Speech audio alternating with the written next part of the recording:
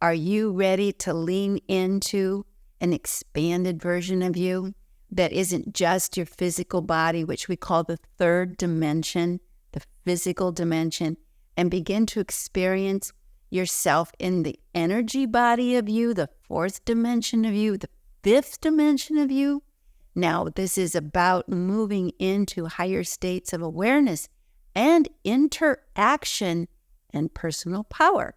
It's not about leaving planet Earth, but it's about being on planet Earth in a new, expanded, joyful way.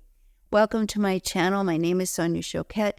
We've been talking about how it's time, and it is happening, that this world is shifting, that humans, one by one, are starting to evolve. And thank God, because the ones that evolve are the ones that will solve the problems that the third dimension humans of us created. So this isn't about denying the mess we're in. It's about awakening the parts of us that will solve the mess we're in. And it is, thank goodness, happening. And I'm sure it's happening to you. So the way that you begin to experience it, it's happening, is all of a sudden you're not numb. You're not mindlessly following along with the common denominator of unconsciousness. You're not a sheep being led to the slaughter of everybody else's control and ideas. You're no longer passive. You're no longer just floating along, just trying to survive. And most of all, you're no longer in victim consciousness. Something in you has realized, well, being a victim didn't help me get rescued, so I have to give that up and kind of take charge of my own experience. That is the first activation in terms of waking your conscious energy and activating your divine self, your spirit, your soul, your higher self, even your higher intelligence. You kind of come out of autopilot. There's a lot of study that shows the brain has learned to just take snapshots, and it's just living from the past and living from autopilot, and you're not even present. Case in point, this is why there's such an opioid crisis and there's alcoholism and addiction, because we're just numb. People are just numb and unhappy and starting to shut down. And there is an antidote, which is wake up your spirit. And it doesn't require that you grab external things to intoxicate yourself. It actually is a sobering process. It says, I'm going to get back into my body and I am going to start paying attention to what my inner self has been telling me all along.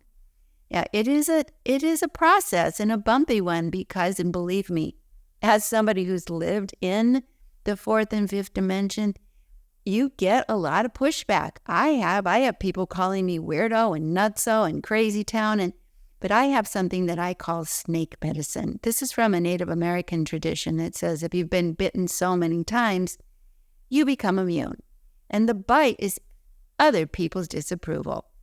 You know, you can live for approval, but it is at an expense. You give up your autonomy. You give up your identity. You give up your sovereignty, yourself. And part of what's happening as we wake up to this new you, this new birth earth, this new self, is it's a soul retrieval. You reclaim the parts of you you shut down. You reintegrate the parts of you that have been trying to take care of you. And you become a leader of your life instead of a victim of other people controlling your life. So today I want to talk about the continuing process of what it involves to become a conscious six sensory being in a five sensory world. So it's a bit of a misfit. You know, the five sensory world says, look, you just do as you're told, get my approval, and if you don't, I'll banish you, and I'll punish you, and I'll hurt you. And we've been living in that, and it's really hurt ourselves, it's hurt one another, it hurts the earth, and we've reached a tipping point. We just can't continue. Now, the good news is most of us are waking up to that reality and recognizing that it's a problem we have and not others are going to solve. It is a problem that we have, and I'm part of that we, so I need to lean into what I personally can do to help change the consciousness that got us here. So I am not going to live exclusively in fear and ego and victimhood and passiveness and be numbed out and say, I don't know what's happening and I don't know how to help and help me without making any effort to grow. Now, the good news is we're all being provoked to grow, even if we're being scared to death to grow. And humans usually do grow that way with that motivation. You don't have to have that motivation. Let's grow with the idea that this is going to empower me. So the first thing to do, and the first thing I want to talk about today, is look at what is not working in your life. Just be honest. Don't have an alternate reality. Don't make the shoe fit. Don't be in denial, and don't judge. Just observe neutrally. What is not feeling good in my life? And it could be I'm not feeling good in my body. It could be I'm not feeling good in my loneliness. I'm not feeling good in the relationships I have. I'm not feeling secure about supporting myself and meeting my basic needs or fulfilling my dreams. I'm not feeling comfortable where I live. I mean, we have to start where we are. So I recommend that you start where you are, but don't be panicked. Just know we cannot heal what we don't reveal. And then let's do it in bite sizes.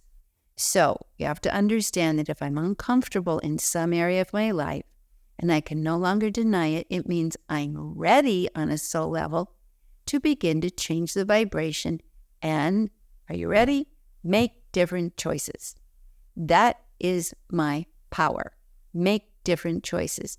And perhaps the first choice is simply to learn that you can make choices and they do have power. There's so many people, including me, out there saying, look, your consciousness and your choices have an effect. It's called quantum physics. It's called consciousness equals a focused consciousness, and emotional focus creates a reality. There's a lot of people out there supporting this, and there's a lot of science that's also saying, wow, we actually do manifest with our thoughts. How can you deny it? Look at the room I'm sitting in. Someone thought to make that mirror behind me. Someone thought to build this building. Someone thought to make this shirt. It started with an idea that got focused, stayed with it, and I'm going to make it happen. So it's focus, choice, action. So we start there. Wherever I'm not happy, let's focus on what I really want. What would I like instead? Now, this is a big, confusing question for a lot of people because they don't know that they even have that option, but you do. And it may take a day, a week, an hour, and it's maybe hard to focus on that, but stick with it. Don't say it's difficult, just say it's different. And start to wonder, which is the open door to the heart, the creative divine self in you. I wonder what I would love, key operative word, that is different.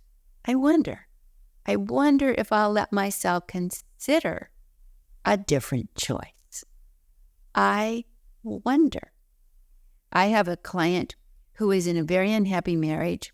She lived with a man who traveled a lot, so she rationalized, well, he's gone half the time, so I guess I'll just endure when he's here. But more than just not enjoying the partnership she had, she didn't enjoy the city she lived in either. She wanted to live in the country. She had been denying that. She tried to invite her husband to do that, but he was not at all interested in that. So they had very different vibrational interests and yearnings. And so one day while he was on a trip that was going to last her 4 or 5 days, a business trip, she decided to go to the country and look around. So she got in her car and drove a few hours away, and she found the most beautiful little community, and she found a place for rent, and she just decided, I'm doing it. Now, granted, she was in a position because she had no kids that she could, but she just rented it and just went for it. Shocked him. But here's how that worked out. He didn't fight it, and they didn't get a divorce. She lived in the country, he lived in the city, but when he was home, he would come and visit her. She would occasionally go to the city to visit him, but they had 2 different experiences, but decided not to make each other wrong Just we need to live differently. Now, that's what I call the third space. The area and approach of the ego is all or nothing, right or wrong. Either I'm right, you're wrong, or you're wrong, I'm right, but somebody loses.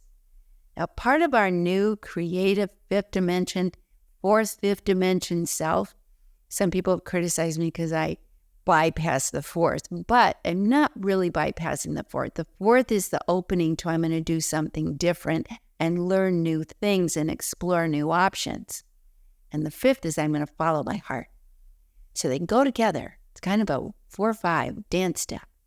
So what happens is in the third dimension, it's all or nothing, black or white, right and wrong. But in the fourth and fifth, it's like there's a lot of solutions. There's a whole bunch of solutions. There in metaphysical world is 19 solutions. But here's the thing. There's a solution where nobody has to lose. Now that is expanded consciousness. So I'm just giving you an example. It's like, well, I've never thought about that. I always thought somebody had to be right and somebody had to be wrong, which is a power and control maneuver of the third dimension. And that's why we're all blowing each other up and attacking each other, because if you don't agree with me, you're the enemy. And that's not working out. Our fellow humans are not our enemies. They're just different. And we need to work together with creative solutions. So I invite you to consider the one area of your life this week that isn't working. And in that address, come up with as many solutions as possible. Not just one making everyone wrong or telling yourself there's no solution, which is victimhood and powerlessness. Ask your creative self, your inner self, your intuition, your higher self, and your spirit guides and angels and helpers, because yep, they are there. And yep, they vibrated a frequency that your eyes can't see, but you can feel in your heart. The head doesn't feel a thing. Ask for help and focus on as many solutions as you can. And just be aware, the ego doesn't want solutions. The third dimension ego self just wants to be a victim, angry, and make everyone wrong, and will probably attack you. So you need to laugh and look at it as a toothless wolf. It looks scary, but it's just a gummy old thought.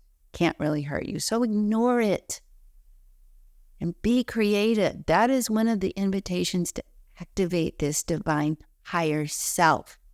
So instead of all or nothing, no solution, I'm trapped, I'm stuck, listen to your heart. If it's restless and wants a change, believe there are solutions. Now we have to stir up our habits to get at them. That's what feels good. So leave your comments. Thanks for visiting me today. If you want to stick around and learn how to navigate this higher version of you, which is not only going to make your life better, but then you become part of the solution for making the world better. As Einstein said, we're not going to solve the problem we created with the same consciousness that made it happen. This is new consciousness, different, not difficult. It's natural. We just need to allow it. So stick around, subscribe if this spoke to you. I hope so. And I will see you next time. All my love.